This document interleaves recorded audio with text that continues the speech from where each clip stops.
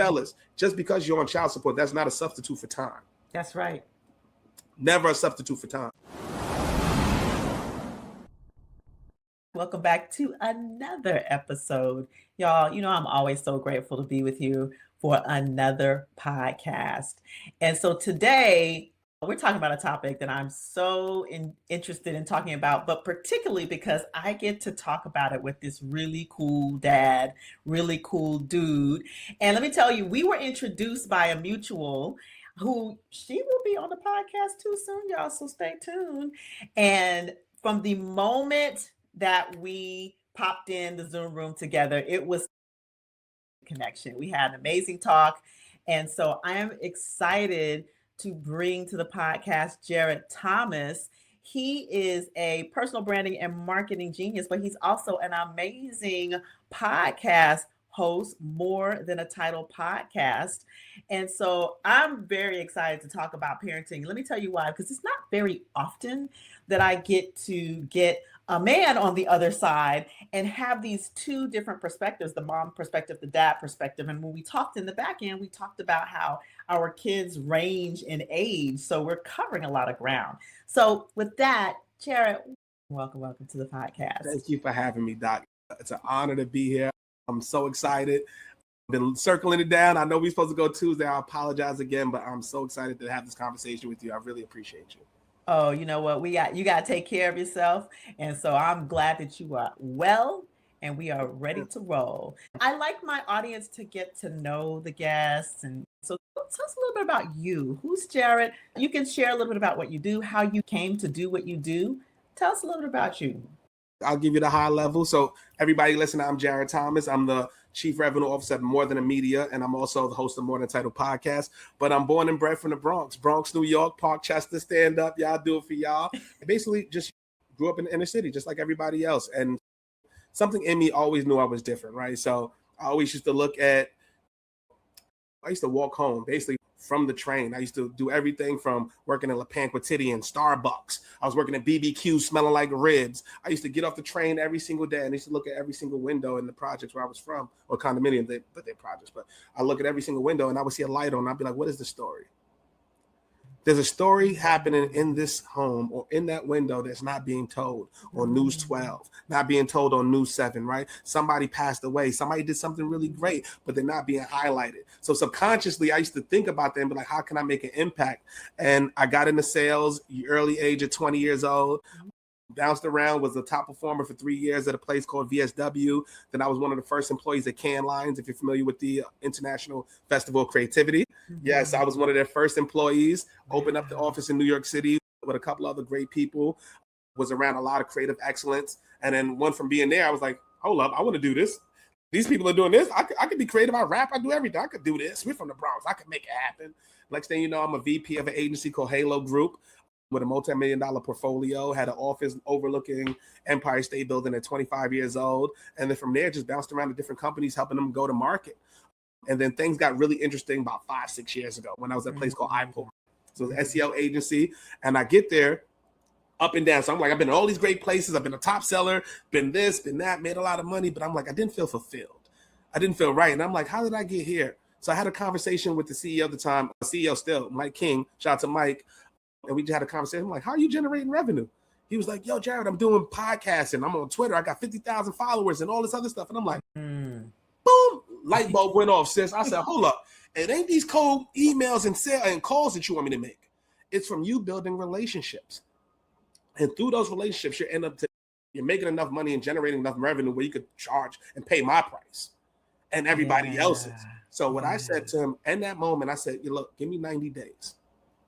I'm going to go on LinkedIn. You stay on Twitter. I don't know shit about nothing. I don't know nothing about LinkedIn. I had 20 followers, maybe 20 followers. And I said, I'm going to learn this thing and I'm going to get so good at this thing where people come to ask us to work with them. They're like, and then 90 days later, 89th day, right before the pandemic, closed a $450,000 deal. Wow. Kept us through the pandemic. And it just happened to be through a relationship. I was doing content and it was just the right timing. Everything was aligned. And then from there, we end up doing that. I ended up starting a podcast for the company called Rankable. And then during the pandemic, and I'm like, how are we going to generate sales? And I'm like, damn, I went from $800,000 pipeline to people telling me to be in furlough. They don't know what's going on. Budget's frozen. Everything's frozen. So I'm like, how am I going to get deals? I just started the podcast and had people that we wanted to do business with, had them come on the show and spoke about everything but business. How you doing? How's the kids? How's the family? You just let your whole staff off. How did that feel? How are you dealing with that internally? How are you dealing with your relationship? All of those things. We just had real conversations. And then from there, we ended up generating $2.5 million in revenue while I was there. And we had the CEO of Revolt, CEO of Rap Snacks, CEO of 16 Handles, so many people. And we're a small SEO shop. And so it was crazy. I was doing a lot. I was working like 16, 17-hour days that end up leaving there because I was like, if I can do this, I could do it myself, right? But before I did it for myself, I put a post of me on Steph Curry's body on LinkedIn, went viral and was like, hey, breaking news, Jarrett's a free agent. This many points. He's seeing it putting up shots. He's looking good. The brother's working out. He's looking for a championship roster. And I kid you not, sis.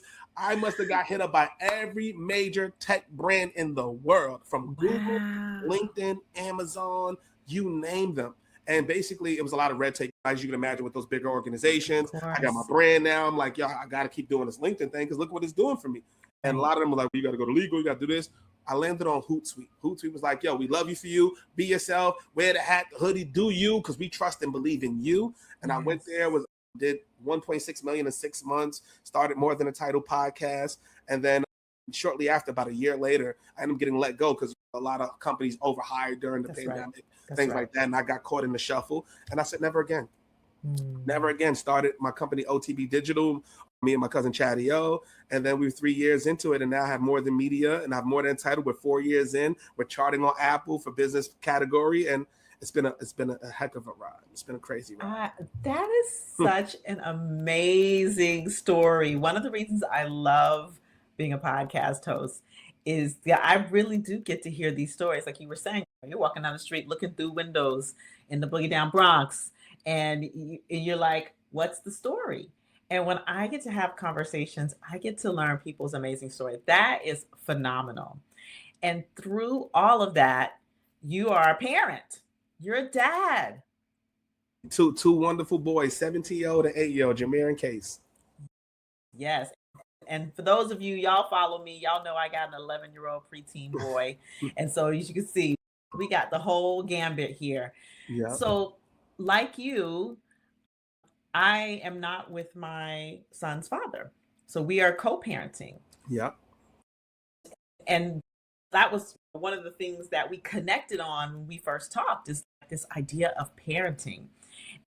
And as most of the people who are listening know, this particular quarter, we're talking about emotional intelligence. And so this idea of co-parenting with emotional intelligence came up between us. So I would love to kind of hear how you have navigated your co-parenting relationship. We can kind of talk about that, but let's start with you sharing what does it look like for you as a dad? First of all, I've evolved now. The 37-year-old me is way different from the 20-year-old me, right? The 20-year-old me before the sales and before the entire career, I was trying to figure it out. Had a tumultuous high school year. I took a year off. And then I got a young lady pregnant. And we were cool. We were really cool. But I just knew in my heart that I knew this wasn't something long-term, right? So the toughest decision I had to make was, do I tell this young lady who may feel more about me than I feel about her? And this is supposed to be the joyous time in her life, right? And I'm telling her and breaking it down like, yo, look, I don't think there's going to be a picket fence and apple pie and a family structure here because I'm still young. I'm figuring it out. I don't know if I want to be with you, but I don't want to sit there and hold you back if somebody else want to love you the way you want to be loved. Yes. And that was a tough conversation for me to have at 20. Yeah. And I tell you, sis, I went through hell because of that conversation. Yes. I just got to underline this because you just said something. You just dropped the biggest pearl. You are 20. All right. So you're young, but you had the presence of mind to consider, you know what, big picture. I know that this might not be the relationship I want to be in long term. So not only did you know that, but you communicated that. And you communicated, it sounds like, with compassion, understanding like you want this woman to find someone who can love her in the way that she needs to be and deserves to be loved. And Absolutely. you didn't know if that was going to be you, right? Yeah. And so, like, just right off the bat, and that is not common. That's It, not common at all. So I just want to uplift that and acknowledge that level of presence and that level of communication that happened right off the bat at 20 years old. Authenticity comes with a cost. Yeah.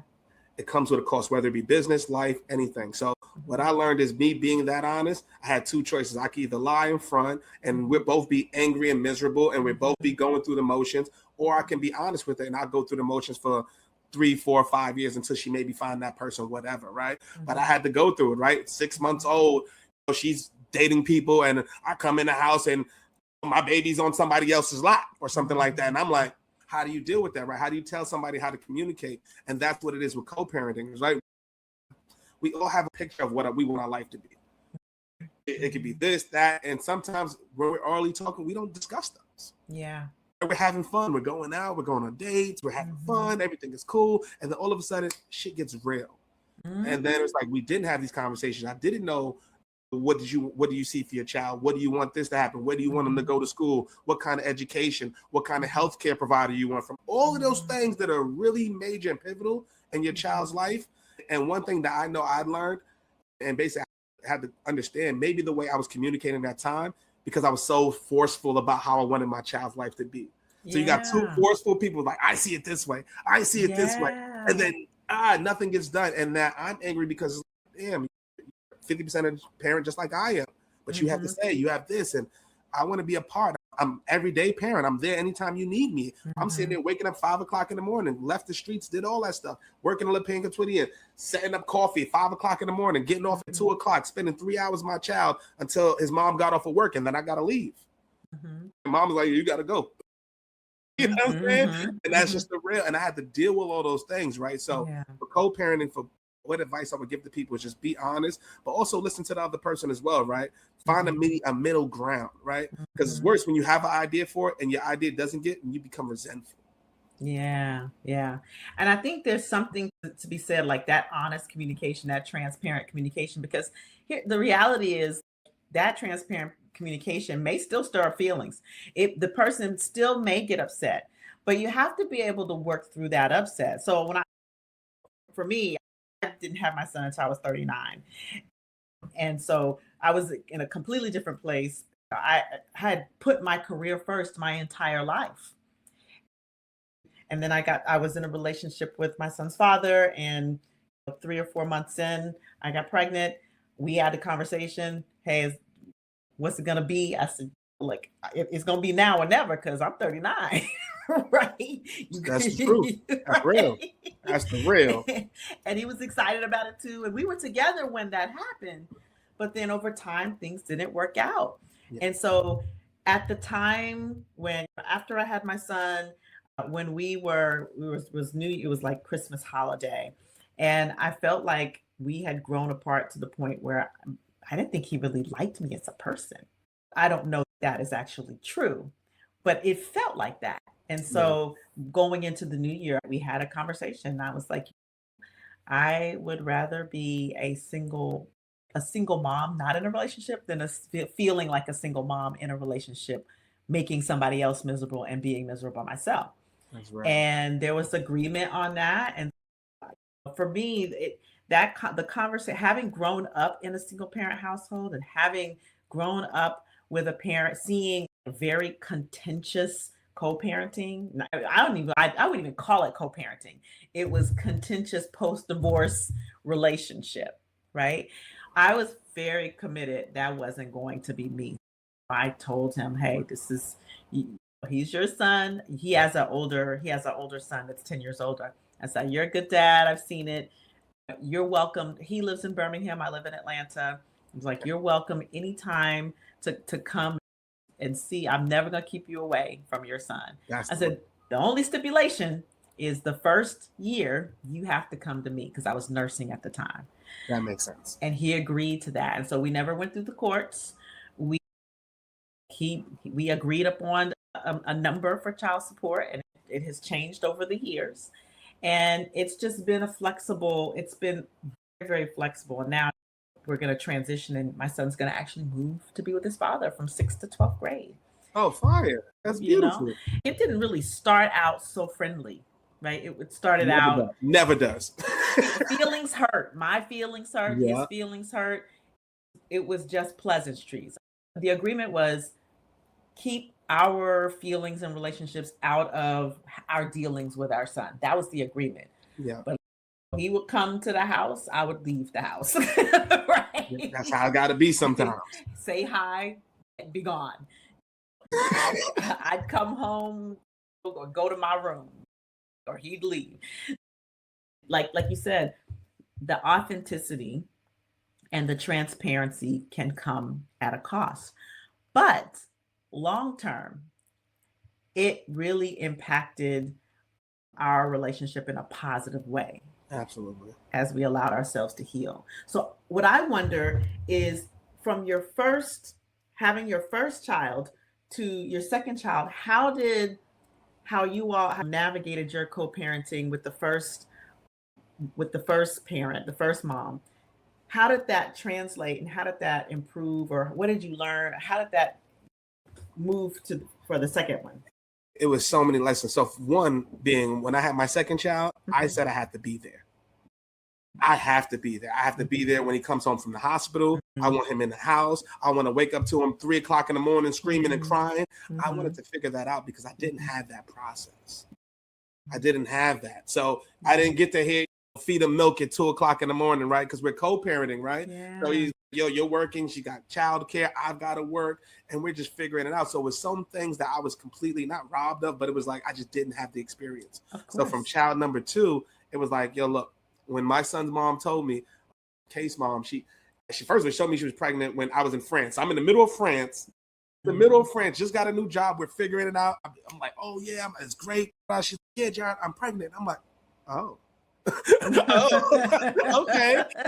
Let's do it. Let's get it. And then get excited. Then we got our apartment together. Everything was great. We lived together for about 4 or 5 years. But what I end up understanding is, like, I didn't want to make it make sense just for the kid.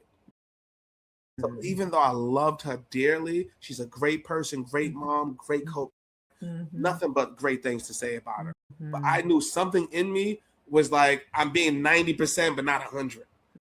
Like certain things I can't tell you. I don't want to hurt your feelings. I don't want to do this, but I have to be me in order to show up authentically and really just be glowing. When I'm in the right space, I glow. Yeah. And I just felt like I lost some of that from numerous different things. So once my son was old enough to walk, talk, and things like that, we just had to have real conversations. Look, I'm working on my business. You're working. Maybe we're just not in the same space right now. And that was the toughest journey I've ever went through. And to give you context, like, we lived like maybe a walking distance from each other. Walking distance. So imagine I'm with you every single day with my child, and now I'm not with you every single day. And you're right up the block. It was burning me inside. I was like, and you have those conversations like, do I just, and even I had conversations with my pops, everybody, all of the elder statements in my family. I used to have real conversations like, pops, what do I do, man? I want to do this, but I want to keep the family together. You got to do one or the other. And I had to choose myself, because if I wasn't myself, I wouldn't have been a good parent. Well, that's right. Oof, there it is. If I wasn't myself, I wouldn't. And that was the exact reason I had the conversation I had with my son's father. Yeah. Because we would both be miserable together, which would impact the parenting. It would impact our ability to be good parents, good mom, good dad. And so that is such a gem. I had a mom who remarried for the sake of us, thinking we need a 2-parent home. And I understand, because my mom and my parents are our generation, our baby boomer generation. And that was the value system then. And I literally had a conversation with her and had to tell her, hey, you do not, and this is when I was a teenager. I was like, you do not have to be in the relationship for us. You don't need that. If you're not happy, we're not happy. That's so real. And it's hard. I don't know. You said you was in a single household, right? Single parent household. I had both my parents. So imagine me, I'm struggling with it. I'm like, Pops thugged it out. Pops did it. I don't know if he was happy, wasn't happy, but guess what? He worked 2 jobs for 27 years to put me through Catholic school. Was with my mom. Obviously, we like every other family argument, all that shit happens. Things happen, right? I understood that. I was like, damn, that's the mold. I gotta be in the household. So for child number 2, I said I have to. But once I did it, it was a question of, do I want to do 20 years of this, 18 years of this? Yeah. How long can I hold on? And what would be the impact? And it was one time when me and her had a disagreement, and my son came out there. We might be 3 or 4. He said, stop arguing. Game over. Right. We can't do this. He can't see this. Right. He can't see this. And imagine we're going through the pandemic and all that stuff. We're in the crib all day. I'm scruffy. She looking wild. We both looking wild. We tired of looking at each other. We're just mad. We can't go outside. I'm trying to protect you. We got masks on. It's fucking crazy. And then it just didn't work. Yeah. It just didn't work. But she still is a great parent. And the one thing I will say to other fathers out there, right? The honesty and being in your child's life. I've never been on child support my entire life. Never been on child support, right? Yes. So I heard an ill line say, how can I be on child support when I support my child? I'm there so much that if you get child support, you're going to get actually less than what I'm giving, less than what I'm giving. So I'm just always there being in your child's life. So while I'm with my second child, me and we split days. I got Monday, Wednesdays. I do the pod Tuesdays, Thursdays. You got them Tuesday, Thursday, alternator Friday. You want to go out and hang out with your girls or do something, do your thing. I got them this weekend. I'll switch it up this weekend. I got to go down to Atlanta, do a podcast or something. She got it. We have such a great relationship, but we had to go through the trials and tribulations. We had to figure it out. We had to go through that uncomfortable spot of, damn, this was supposed to be our whole life together, and now this is our life, and just accepting it.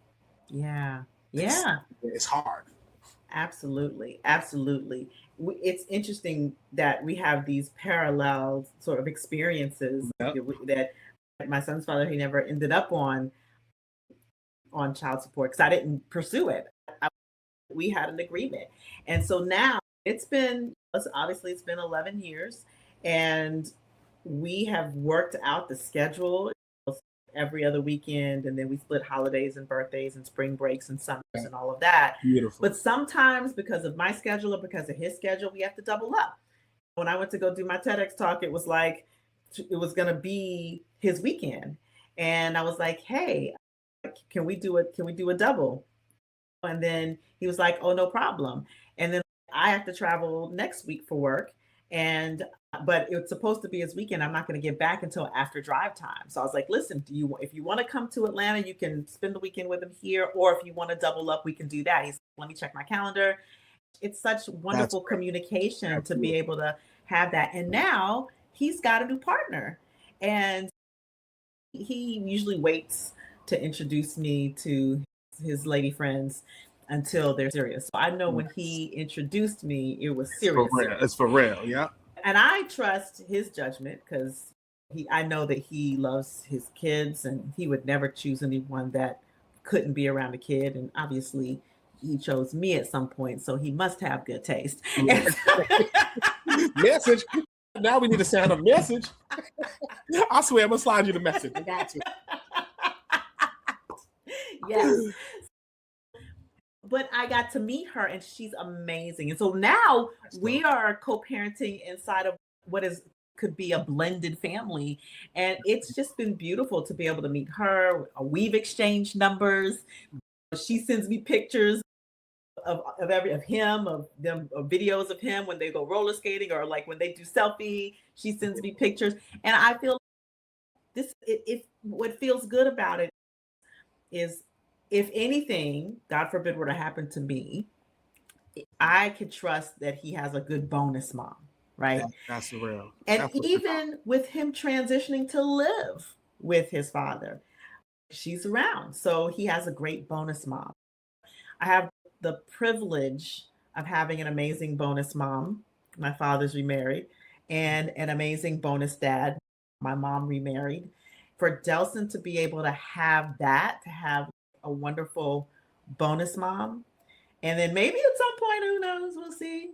Maybe there'll be a bonus dad in order, but right now, we're not there yet. We tell them we're building right now. We're building, baby. That's right. I'm focused on building the empire and building. For me, it's now I'm at the stage where I'm building the legacy. There we go. There we go. But yeah, so I feel like this is the mold. This type of co-parenting is the mold. And I think what you've underlined several times, and what I think that I've underlined with you, is this honest communication, but also this willingness to be in collaboration rather than in competition. Absolutely. And that's so hard. That is so hard, especially when you leave somebody. I'm going to show your ass. Right. You know how it goes. We're going to keep it real. I'm going to show you. Oh, you're going to wish you never did. Yes. And that's how we think, right? But then once you get out of that space and you just realize, look, if I win, she wins. I'm connected to you for life. Mm-hmm. For life. It doesn't matter, right? Mm-hmm. If I do something good, I want you to be a part of it. It'd be things that she'll text me, like my son's mama text me and be like, oh, I saw your episode today. So proud of you. And that shit means the world to me, right? It means everything. And I also have a soon-to-be wife, right? I'm in a relationship right now. Yes. She knows my lady. My son adores her. Yes. Adores her. The connection was just instant. Because my son, he's new. He don't know this. He was like 5 years old. He's now 8. They met at 5. He was like, what? Daddy's with somebody else? Hi, what's going on? Can we go to the park? Can we do this? Can we do that? Let's go to Burger King. Let's do something. Oh my God, I love her. Let's have movie night. And we have our thing. We have our thing that works. Fridays, movie night, game night, like clockwork. Every Friday, get the Connect 4, get the trouble. You pick the game. I'm pick the movie. You pick the food. We're going to get it popping. And we just have that, right? And so I'm so grateful for that. But you have to go through the motions to even get there. It's the process. Are you willing to go through that process? It took me about 2 years to find myself again after I left my son's mom. It took me 2 years to find myself and be like, damn, what kind of parent am I? Oh, damn. I went from 5 days to 3 days, right? Some days, I'm going to be honest with you, I just didn't have it. I was in the right mental space. I'm just messed up. I'm just like, damn, I'd be in here. I got this nice big apartment. I'm like, I just want my kid. I could be doing all the coolest things in the world. I got the CEO of this on. I got this. We're going viral. And you feel incomplete. So I had to find out who I was. I had to figure out what I wanted to do. And what I'm doing differently now in a relationship, I could be myself. Yeah. And now I could be 100% myself, but I had to go through the motions. I had to go through what a good relationship looks like, what a decent relationship looks like, what an okay one looks like. And I had to self-reflect for me to be like, what was my role in all this shit? What could I have done differently, right? And so even for also another gem, because we talked about child support, fellas, just because you're on child support, that's not a substitute for time. That's right. Never a substitute for time. I can give you a bag. I could drop off a bag. But you know what? It's the priceless shit. Me going to baseball, T-ball with my son, fixing his laces up, putting the eye mark on his thing, hit a home run, right? We got our own handshake and shit. Bow, bow, hit me with that bow, hit me from the back. We have fun with that. And so that's what it's about, fellas. Those are the moments. But in order to get there, it's what are you willing to do to get there? Yeah. My son's father, he would drive when the past couple of seasons or a couple of years, Delson's played basketball. Yeah. He's give me the schedule and he will be up there, as much as he can. And this year, when he brought his partner, his girlfriend. And so she used to play some basketball. And then when Delson goes to Birmingham, like they're practicing together. And that makes me so happy. It really fills my heart. And one thing that you said that I think is like really important is that you had to find yourself again. And that takes incredible emotional awareness. I want to break this down for the listeners, because I want to really connect this to emotional intelligence for a moment, because you have, through this whole conversation, you've been dropping all of the elements, right? So when we talk about emotional intelligence, we're talking first about the awareness. That is like just the awareness of how you're feeling. What's going on inside your body? What are the good and the bad, the excitement and oh, damn, what kind of parent am I? And then being emotionally honest. Do I want to stay here? Do I want to stay here just for the kid? Or do I need to be able to be my whole authentic self? Like, I'm in this stage where I'm really building my empire. That's the emotional honesty, like really being true to how you feel and who you are. You know what I'm saying? Yeah. And then there is like the emotional literacy, like the being able to name it. because we say name it to claim it, being able to name it and then to regulate it. When you come into the house and you see your baby on her partner's lap, right? When you see that, and then what do you have to do to regulate that, to regulate yourself in the moment so that you're not blowing up, and to be able to have the space of mind to communicate clearly, I don't like that. Okay, this is Yeah. what I prefer. However that might come out, but you had to regulate in that moment. It always comes out wrong the first time. Let's keep it real. Because you know what? We're human. That's it. We We're make human. mistakes. We make Yes. mistakes. I come in, Yeah. oh my God, what is this? Get Right. room now. Let's talk now. Room What now. is it? But then it's like, all right, cool. Maybe that's what she needed. Right. That's maybe what she needed, because at the end of the day, I chose to step out the situation. So who the hell am I to say what it is? All I can do is communicate what I feel and what I don't. Right. Whatever you do when I'm not here, I can't control. But when Right. I am here, just give me that respect. Right. I am here. Give me that respect, because I don't want to have to beat old boy up. I don't want to have to do that. Now I don't want to have to whoop his ass. I don't want to do none of that. I don't want to have to do that. We could do it. I don't want to do that. I'm not in that space. I shouldn't have to do that. So she actually got married after that. And me and her husband now, we cool. We had our little stints, but it's cool. I hit him up like, yo, bro, I just appreciate you. And it was funny. He actually he was actually cool with my family. So my family knew him. I was like, nah, my cousin used to babysit him. Oh, wow. So when I got that connection, I'm like, oh, yeah, he's a good brother. Right. And we had to have that conversation. Look, I'm proud of you, bro. I'm glad. Yeah. I just want you to be yourself. You don't have to be dad or double dad, or you're in his life, man. Just be yourself, man. And I would expect you to treat my child the same way you would treat yours. That's all, man. As long as we're on the same page with that, have fun, man. I'm glad you're there, because you keep her happy. And if you keep her happy, my son's happy, my life's easy, and then we all win. That's exactly what I told my son's father. I said, Bruce, I said, you know, I like this one for you. I said, you're a little different with since she's been around. He's like, oh yeah. I said, yeah. I said, you're a little bit more laid back. He's like, oh yeah. I said, yeah. I said, you know, she a keeper, ain't she? So y'all go ahead. So I'm not trying to play in your life or anything, but go ahead. Make sure you pop that question now. That's it. Make sure you do the right thing. Do the right thing. Do the right thing. But if you don't have that self-awareness, like you said, sis, then you won't find the right person for you. Right. There's so many people that are married right now that are just doing it for the children, or just doing it for whatever reason and not happy within. One thing I always told myself, I didn't want to wake up one day and I'd be 65 and I look like, what happened to my life? What happened to my life? Yeah, I could have did this, I could have did that, but I sacrificed that. And you know what? I looked at my father doing that. My father worked 27 years, 14-hour days. He would wake up at 6 o'clock in the morning, get home at 12 o'clock at night, drink about 3-4 beers, go to sleep about 2-3 in the morning, and wake my ass up at 6:30 and do it again.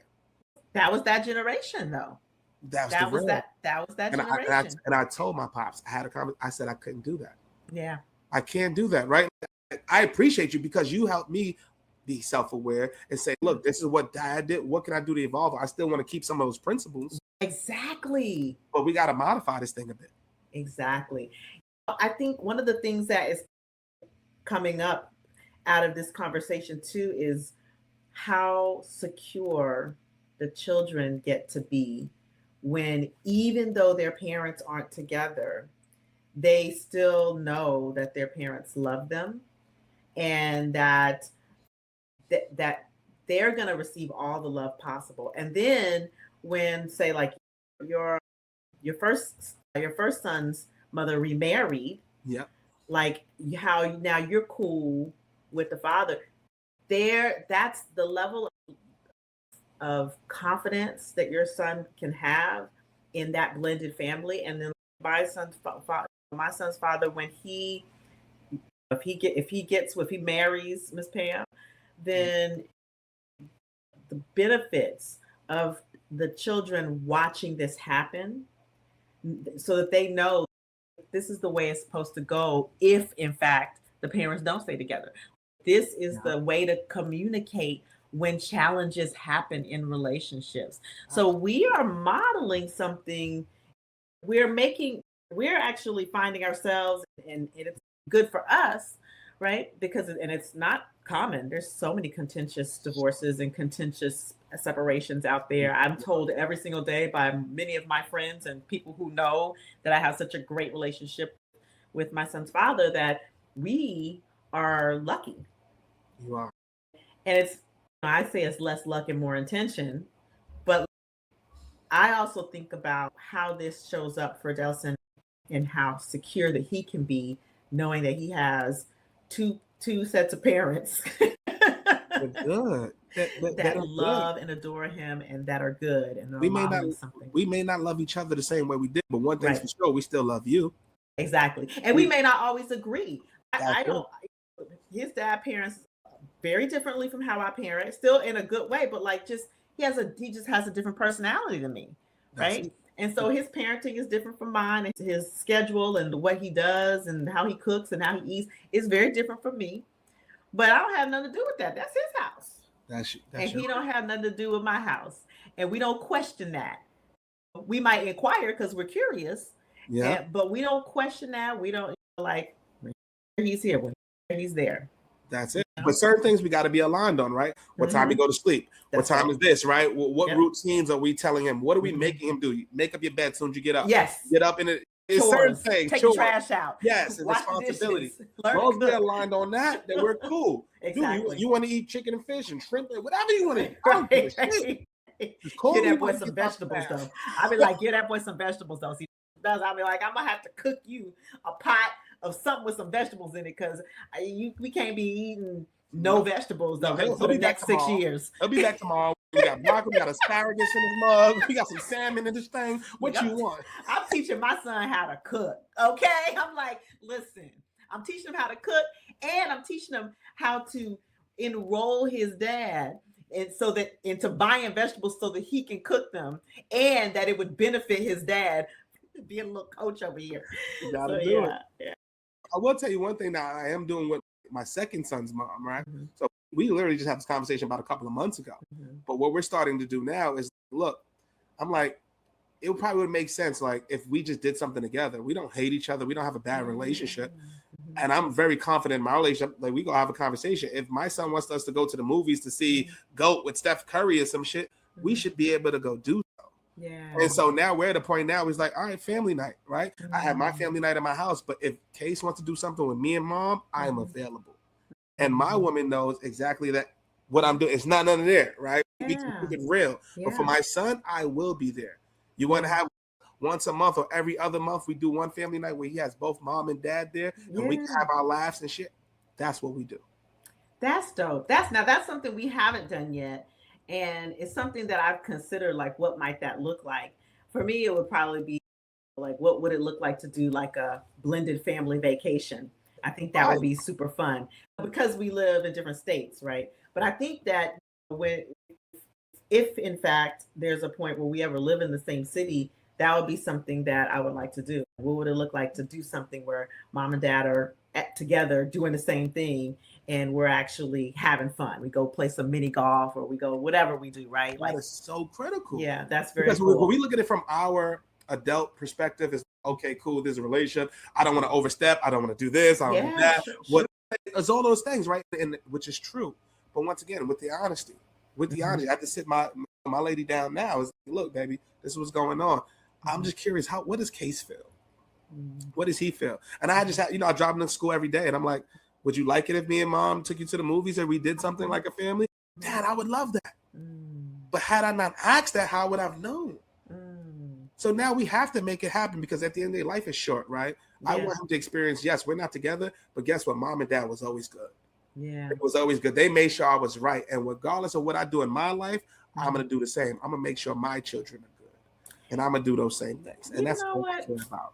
You just engage. See, this is another reason I like doing podcasts with people, because you just dropped some knowledge that I'm like, I never asked my son that question. And now I will.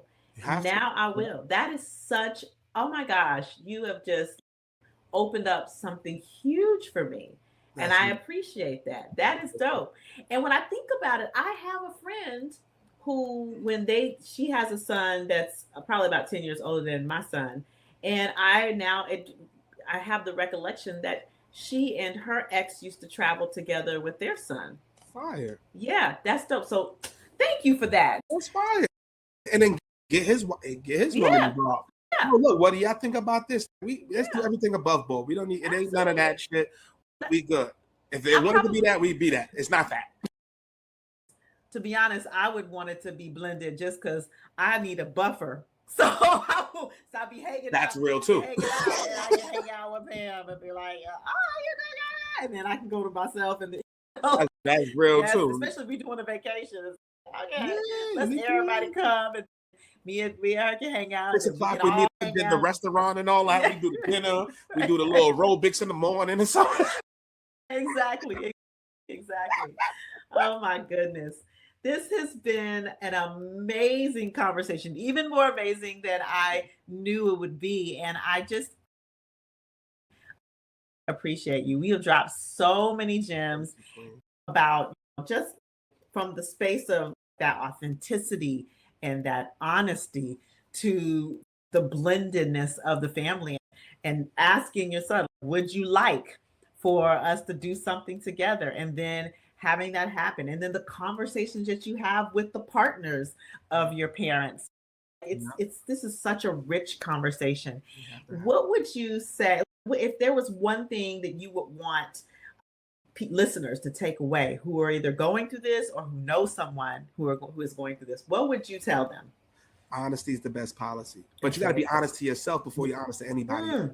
You got to be honest with yourself. I had to look at myself and say, look, I was 20 years old. I don't want this, right? I could have got myself trapped and we could have both been miserable and our life would look differently. Would I've experienced the things I've experienced? Would I've gone to climb the corporate ladder? Would I be doing entrepreneurship? And I probably wouldn't be, because I'd be in another space trying to just do this. Yes. So for those people, man, just be honest with yourself. What do you want in your life? Be intentional with what you want. It may not come right immediately. It's not going to come like that. You got to put in the work. Yes. You got to put in the work. I had a lot of days. I used to sit here in this house bawling, crying. I ain't gonna lie to you. And when did I lost my family? What the fuck? And I used to be sick. Yeah. And I found the right person, but I had to go through that. I had to go through that. So for anybody listening, that's what I want you to do. Put in the work. Know who you are first, but also always keep the child in mind first, because they watch everything. When you're bad, you're good. When you're medium, they see all that shit. More importantly, they feel it. That's right. That's right. They feel it. So what do you want your children to feel?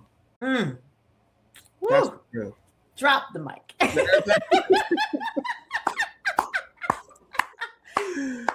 Such an amazing conversation. So juicy. Oh my goodness. We got to do part 2. I can't wait. And for everybody listening, she will be coming on More Than Entitled. Doctor's coming through. We're going to continue this conversation. We'll have a part 2. Anytime you need me, sis, I'm here. It's nothing but love. Always. So appreciate it. And speaking of More Than a Title, tell the listeners where they can find you, where they can follow you, and where they can listen to More Than a Title podcast. Yes, ma'am. You can find us on all streaming platforms, Spotify, Apple. We are actually going to be on video as well. So Roku, Apple TV, we will be on that as well now. And just Instagram, Mr. _ More Than a Title. Anything More Than a Title, I own all the handles. If anything More Than a Title, it's me. You're going to see it, right? So please show love, come through. We have a lot of great episodes coming up. We've interviewed people like Beyonce's dad, CEO Revolt, so many people, and it's just a real conversation just like this. We don't hold back and we keep it real. So I would love for you guys to support, because that's what I love to do. Please do, and this will all be in the show notes. Absolutely, it'll be in the show notes. Y'all heard it. Go and follow More Than a Title podcast. And listen, this was a juicy conversation that everybody needs to hear. So y'all need to make sure that you share this episode with at least 3 people in your life. Okay. It could be a friend, could be a family member, could be a colleague, but at least 3 people in your life need to hear this. Okay. So share it and leave a review so the people coming behind you know that we're having these juicy conversations. All right. Yes. Thank you again, Jarrett, for this conversation. I definitely look forward to continuing the relationship and building, and I look forward to being on your podcast. We're locked in, sis. May 5th, Cinco de Mayo, pull up. Hey. Sis, man, for love. I really appreciate you. Thank you. Thank you. And for the listeners, we appreciate you, because we know without you, there is no podcast. So share the love. And until the next time we see you, stay empowered.